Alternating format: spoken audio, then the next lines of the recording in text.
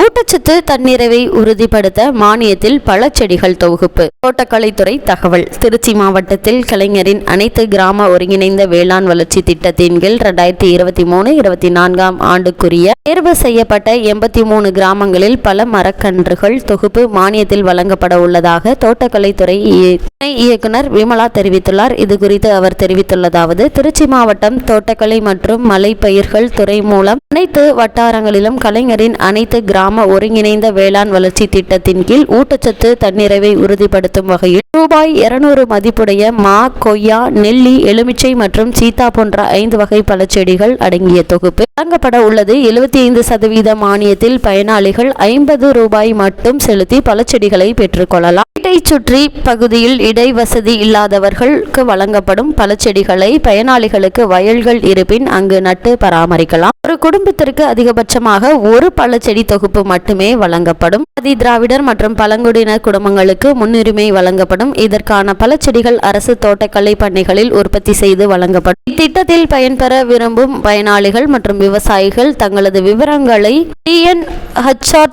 horticulture.tn.gov.in என்ற இணையதளத்தில் பதிவு செய்து பயன்பெறலாம். மேலும் விவரங்களுக்கு வட்டார தோட்டக்கலை உதவி இயக்குனர் அலுவலகங்களை தொடர்பு கொள்ளலாம் என்று தோட்டக்கலை துணை இயக்குனர் விமலா தெரிவித்துள்ளார்.